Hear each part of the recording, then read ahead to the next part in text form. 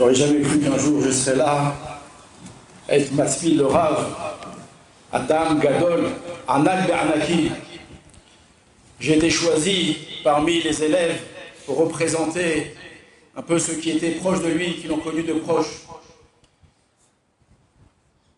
pour parler au nom, j'étais proche du Rav, je peux vous le dire, au nom de dizaines, au nom de centaines, au nom de milliers, au nom de dizaines de milliers, au nom de centaines de milliers, j'exagère pas du tout, de gens qui étaient proches du Rav, à qui le Rav, il a fait faire Tshuva, il a rapproché.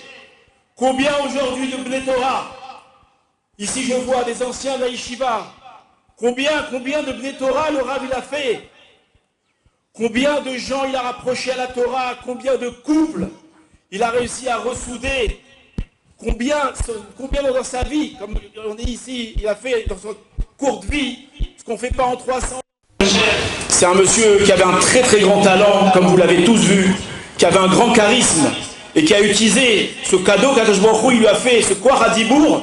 Pourquoi? Pas pour faire de l'argent. Toujours il nous disait le Rav, moi j'aurais pu être dans le business, j'aurais pu faire plein de choses. Et c'est vrai, à Rav, vous auriez pu faire plein de choses. Vous auriez pu devenir un grand homme d'affaires, vous auriez pu gagner beaucoup d'argent. Mais vous avez choisi de prendre cette rouna-là et de l'utiliser. Pourquoi? Pour approcher les Juifs à la Torah.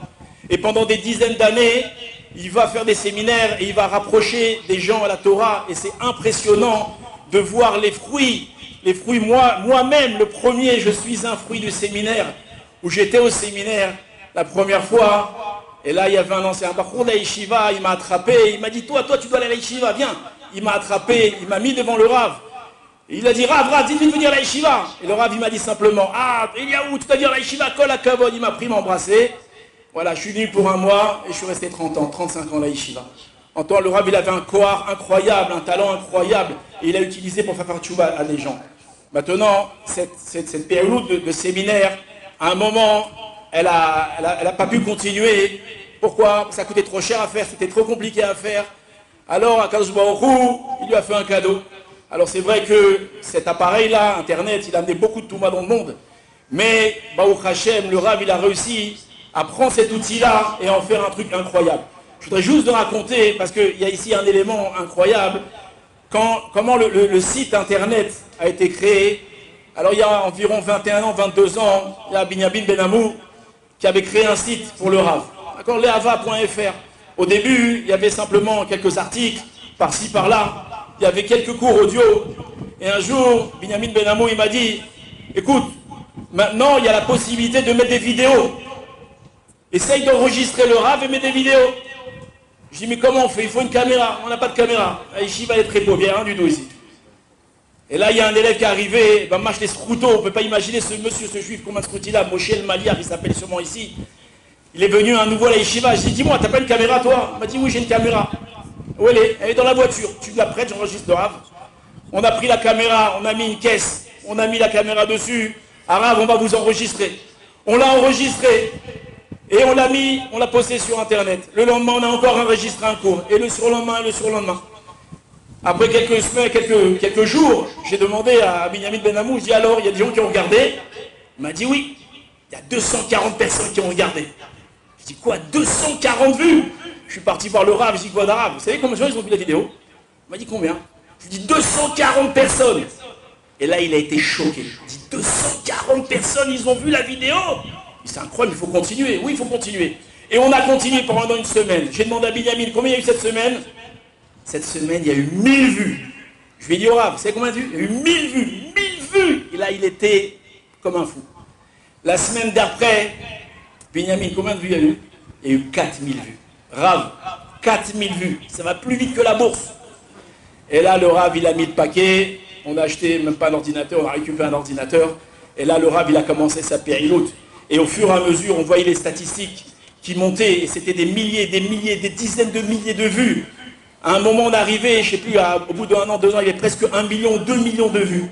Maintenant, le point qui était incroyable, c'est qu'au début, ce n'était pas gratuit, Internet. Ça veut dire que quelqu'un qui voulait voir un cours, il devait payer. Et là, la Yeshiva, elle était en difficulté. Et tous les moyens pour essayer de raborder un petit peu d'argent, Alors on lui a dit, Arabe, vous savez, on va faire une inscription, les gens vont payer pour pouvoir voir les cours. Et regardez la mentalité du Rav, et c'est Mamash qui l'a accompagné toute sa vie, il dit, m'a payé les gens pour écouter la Torah, mais laisse tomber, donne-leur, gratuit, donne-leur. Et là, il a explosé. Et je pense que c'est le premier, c'est le précurseur de tout, de toute cette Chazara Bitchouva à travers Internet. Il a fait des dizaines et des centaines de cours qui ont rapproché des gens. Il a fait des cours qui ont fait pleurer, qui ont fait trembler à terre. Des cours comme Germania, où je me rappelle, il montrait les mails qu'il recevait de juifs, de non-juifs, du monde entier, qui ont été ébranlés de ça. Partout où j'allais, les gens ils me disaient, c'est toi, tu es avec le Rav Ron Shaya, tu sais grâce à lui qu'est-ce qui m'est arrivé, tu sais grâce à lui ce qui m'est arrivé. En tout cas, il a fait, grâce à ce bifal, qui est les séminaires, et qui est le site internet, un truc incroyable. Maintenant, on parlait tout à l'heure avec Hanania, on s'est dit, mais c'est incroyable, parce que quand on va en Chutz La'aretz, on parle avec des gens, où on voit le Rav parler avec des gens de Chutz La'aretz, on voit que les gens le tutoient. Vous avez remarqué ou pas? Combien de gens tutoyaient le Rav Shaya? Et moi, c'est un truc qui me choquait. Comment les gens, ils le tutoient? Vous savez pourquoi ils le tutoyaient? Parce qu'en réalité, eux, lorsqu'ils allaient dans les séminaires, ou qu'ils voyaient comme ça, en France, quand il allait en France, ils ne voyaient pas chez lui forcément un Rav, ils voyaient un conférencier, ils voyaient un frère, ils voyaient un ami, ils voyaient un confident, ils voyaient quelqu'un avec qui on pouvait parler.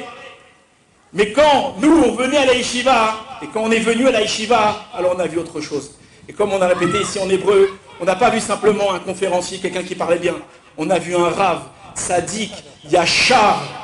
Et une des grandes phrases du Rav, écoutez bien cette phrase. Il a dit que quelqu'un, il veut faire tchouva. La première chose sur laquelle il doit faire tchouva, c'est d'être un mensch. C'est d'être un homme, d'avoir du derech, d'être un homme droit, d'être un homme bon. Ça, c'est lui qui a de la tchouva. On ne doit pas se cacher derrière Tfilin, on ne doit pas se cacher derrière plein de choses. Le Ikar de la tchouva, c'était de devenir un mensch. Et de mettre toute sa vie, le Rav, il a prouvé combien il était, Mamash, il accomplissait ce qu'il était. Un mensch, un homme extraordinaire, un homme chez qui on pouvait se confier, à qui on pouvait parler. Tous les mots qu'on avait, il connaissait la vie de tout le monde, il nous connaissait à tous. On pouvait venir lui parler, pleurer chez lui, il nous écoutait, il nous encourageait. Combien de pleurs moi j'ai pleuré chez lui, combien il m'a encouragé. Et si Baruch Hashem j'ai fait un petit truc dans ma vie, c'est grâce à lui. Et on lui doit énormément. J'ai encore plein de points à vous dire, je vais dire rapidement. Un des Rav d'Ayeshiva, il m'a dit, moi aussi je peux vous témoigner ça, que des fois on travaille dans une société, alors on a un patron. Alors le Rav Shaya, en tant que Rav de l'Ayeshiva, c'était notre patron. C'était un patron, mais c'était un patron. C'était un patron qui gérait bien son affaire, et Baruch Hashem, elle tournait bien son affaire. Mais la différence, c'est qu'on avait un patron qui était tzaddik. Un patron qui était droit, un patron qui était ireshamaim. Jamais aucune histoire d'argent, jamais aucun problème, jamais un mot en plus. Jamais toujours dans la droiture et dans la yishrou de façon exceptionnelle, de façon extraordinaire. C'est un homme qui nous a fait beaucoup de bien parce qu'il nous a montré vraiment le chemin à suivre par rapport à ça. J'ai noté quelques points, je vais dire rapidement. Un Rav m'a dit aussi que quand tu voulais une bracha, alors tu n'allais pas chez Rav un tel ou Rav un tel, tu allais chez qui? Tu allais chez Rav Shaya. Pourquoi? Parce que Rav Shaya avait un corps à bracha qui était extraordinaire. Pourquoi? Parce que, comme vous l'avez entendu, c'était un homme qui faisait attention à sa bouche. Il ne disait pas un mot d'Ashonara. Quand on devait faire des réunions avec les rabbinim, c'était très compliqué. Et d'abord, il ne voulait pas qu'on fasse des réunions. Pourquoi? Parce que toi, tu vas parler de lui, lui, il n'a pas besoin d'entendre ça, lui, il n'a pas besoin d'entendre ça. Il dit, mais Rav, comment on fait pour arranger les problèmes? Eh bien, tant pis, on n'arrange pas les problèmes. Et lui, il se débrouillait tout seul avec les problèmes. Pourquoi? Pour ne pas prendre la shonara. Il faisait extrêmement attention à la shonara. Tu t'approchais de lui, tu commençais à dire un demi-mot, il te sautait dessus. Impossible. Mais il y a aussi une mida qui était extraordinaire. Et comme on dit qu'il y a un vacuum ici à prendre, un truc incroyable. Et je peux dire que ça, je ne l'ai jamais vu chez qui que ce soit. Chez qui que ce soit, j'ai jamais vu cette mida. Shimirata Enaim. De la façon dont le Rav faisait attention à ses œufs, c'était incroyable, extraordinaire. Je ne sais pas si dans les 30 dernières années, il a vu une femme. À part sa femme, ou ses filles. Je ne sais pas, c'est impossible. Il enlevait ses lunettes, il se mettait de côté. Dans l'avion, il se mettait quand il allait en France, dans le coin là-bas, pour surtout pas qu'on le voie. Il y a une histoire qu'un jour, il était dans l'avion, il n'avait pas de place, ils l'ont surclassé en première classe ou en business. Il ne voulait pas être assis là-bas. Il a commencé à se disputer avec l'hôtesse sans les lunettes. Et l'hôtesse, elle ne comprenait pas. Il lui parlait pas. Avec qui il parle? Et il lui dit, je ne veux pas m'asseoir là-bas, je ne veux pas m'asseoir là-bas. Et là, il y avait un des rabbins d'Aïshiva qui était là. Il lui dit, écoutez, lui, il ne veut pas cette place-là. Il veut cette place-là, là-bas. Mais il est mieux, cette place, elle est en business. Il dit, mais je m'en fiche. Il ne veut pas être au business, lui, il est dans le coin, il ne voit personne dans le cachet. Si on vous propose ça, vous acceptez? Je dis, mais je vous accepte. Alors, acceptez-lui. Allez, prenez la dame qui est là-bas et donnez-lui. La dame, elle s'est levée de sa place, elle était toute contente, elle allait en business. Et le rabbin au Hachem, il s'est mis dans le coin et que personne ne l'embêtait. Il pouvait comme ça faire très attention à ses yeux. Très souvent, on l'a emmené à droite, on l'a emmené à gauche, on peut lui tenir la main parce qu'il voulait faire attention à ses yeux. Et ça, c'est un vacuum. S'il y a une mida qu'on doit prendre de chez lui, vraiment, c'est un... Quelqu'un, il m'a dit que c'était un homme zanacher. C'est pas un homme normal. Il y a des hommes normaux, lui, c'était pas un homme normal. C'était Mamash Malach Hachem. Quand on allait chez Benayu Ben Yehoyada, il avait un kécher très spécial avec Benayu Ben Yehoyada. Je ne sais pas si vous vous rappelez qu'on a fait à Kibret Sadikim. Il nous a raconté que Benayu Ben Yehoyada, lui, c'était une neshama spéciale. C'est une neshama qui n'avait pas besoin de descendre dans ce monde. Elle acceptait de descendre dans ce monde. Moi, je peux vous dire, le Rav Shaya, c'était une neshama spéciale. Il n'avait pas besoin de venir dans ce monde. Et il est venu pourquoi? Il est venu pour nous rapprocher. Il est venu pour nous tendre la main et pour nous aider. Aujourd'hui, il y a des dizaines de milliers de foyers juifs qui sont juifs, qui gardent Shabbat, qui mangent Kasher grâce à qui? Grâce à lui. Et il a un mérite vraiment incroyable. Je vous raconte encore une ou deux choses.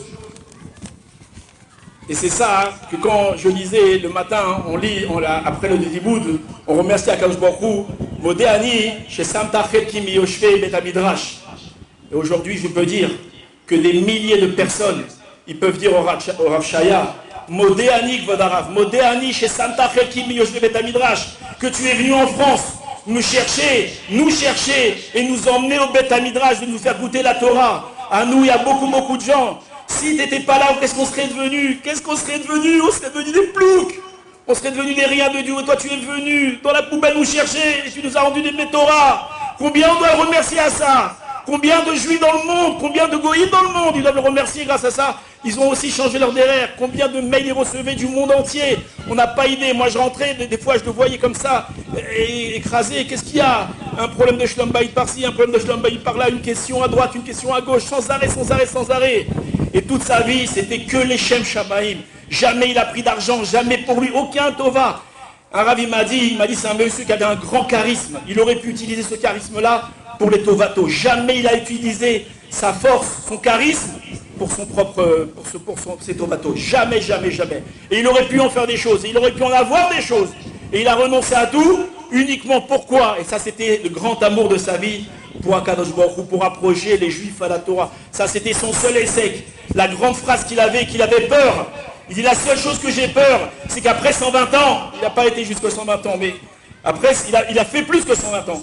Après 120 ans, je vais montrer au ciel, et on va me dire, à cause de toi, il y a eu un juif que tu n'as pas rapproché à la Torah. Il dit, ça, j'ai eu très peur. Et partout, il y avait un juif qu'on pouvait rapprocher à la Torah, alors il allait, il lui parlait, il lui faisait.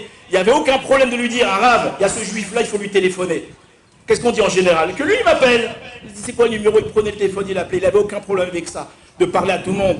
Il y a des dizaines d'histoires de Bakhourim qui partaient, il les a récupérés, il les a ramenés. Aujourd'hui, c'est des Torah. Il y a beaucoup, on racontera encore beaucoup d'histoires. En tout cas, je vous raconte juste une petite anecdote. C'est un monsieur aussi qu'il ne fallait pas chauffer. Ça, il ne fallait pas chauffer. Si tu commençais à parler un peu de kofrout, il ne fallait pas le chauffer. Et il y a une grande anecdote. Je ne sais pas si vous allez apprécier ce que je vais vous raconter, mais une fois, on était dans le bus, dans un tioul. Et là, le chauffeur, il parle, il commence à raconter. Et là, il commence à dire des trucs que ça ne plaît pas au Rav. Moi, c'est un Israélien, il commence à parler avec lui, il se tait. Et là, le Rav, il explose. Et là, il commence à lui faire un séminaire. Vous avez déjà dans un séminaire du Rav Shaya? Ça dure 2 jours. Ouais, il l'a fait en 1h30. Mais il a fait un séminaire, mais d'une force et d'une puissance. Toute la yeshiva, il y avait 50 Bakhourim dans la yeshiva. On était tous devant, comme ça, en train d'écouter. Le chauffeur, il était blanc, rouge, vert, il a toutes les couleurs. Il nous a fait d'une puissance et d'une force. Il y a une autre fois, je ne sais pas si je raconte ça, je vous raconte ça. On a été dans un tioul, là-bas il y avait un tank. Alors il connaissait un peu les tanks, on est monté sur le tank, il nous a raconté le tank comme ci, le tank comme ça, le truc. Alors on est monté dans le bus, et moi j'ai voulu chauffer, la vérité c'est pour moquer de lui, hein. Je m'excuse Arabe, c'était pour le chauffer. Je lui dis que votre Arabe, elle est super la dracha que vous avez fait sur le tank, c'est magnifique. Moi si demain je suis à la yeshiva, qu'est-ce que je vais faire? Je vais quitter la yeshiva, je vais rentrer à l'armée, je vais dire tankiste. Après la dracha que vous m'avez fait, c'est extraordinaire. Là il a entendu ça, il rigolait pas, il est devenu blanc. Il a pris le micro, et il a fait une dracha d'1h30, il a tout remis à zéro. Et là, c'était un moment encore incroyable. Il avait un corps à Dibourg. Et comme vous avez dit, ce corps à Dibourg, il vient par quoi? Il vient parce qu'il avait une grande Hirat Shamayim. C'était un homme qui était très droit. Voilà, je termine avec ce 3 Nekudot. On a parlé de la Gdusha, de la sainteté. C'est une notion qui est très loin de nous. Mais c'est vraiment un monsieur qui se comportait avec sainteté. Il faisait attention à ses yeux, à sa bouche. Il faisait attention à ses mains. D'accord? De bien faire Netilat Yadayim à chaque fois, toute la halakha, tout. Et c'est un monsieur d'une grande sainteté, une réelle sainteté. Et ça, c'est une des Nekudas qu'on doit apprendre chez lui. Je dis Misayem. Et il y a un des grands problèmes, c'est la Tzara Shrina. Il pleurait la Tzara Shrina. Les gens, ils disaient, ils parlent beaucoup du Mashiach. Ils parlent beaucoup du Mashiach parce qu'ils le vivent le Mashiach. Le Mashiach, c'est sa vie. Tout ça, il ne pense qu'à la Tzara Shrina. Quand est-ce qu'Akadosh Baruch Hu, il va libérer la Shrina? Ça, c'était son grand kéel dans la vie. Je voudrais juste terminer en remerciant une personne que sans elle, alors peut-être tous, pas tous ici, mais des milliers de personnes ne seraient pas là. C'est la rabbinite Stella. Au nom de la Yeshiva, au nom de tous les élèves, on doit vous remercier à Rabbinite, que vous avez donné la possibilité au Rav de faire tout ce qu'il a fait. J'imagine qu'il n'y avait pas eu des moments très faciles, techniquement dans votre vie, que le Rav il devait partir une semaine, à droite, à gauche, comme ça devait être facile. Et je sais que vous avez fait ça, Belev Shalem, et vous étiez content qu'il le fasse. Et grâce à vous, tous ces élèves, les milliers, les dizaines, les centaines de milliers d'élèves qu'il a eu et qu'il aura, parce qu'il y a encore sur Internet des milliers de vidéos qui vont continuer à rapprocher les gens à la Torah, c'est grâce à vous, à Rabbanit. Et on vous remercie beaucoup. Bezrat Hashem, Vodarav, je vous demande pardon, moi, et au nom de toute la Yeshiva, si on a pu vous manquer de respect, et qu'on n'a pas su la rire réellement qui vous étiez. Et Chaval al-Davnit, et c'est dommage qu'on s'en aperçoit seulement maintenant.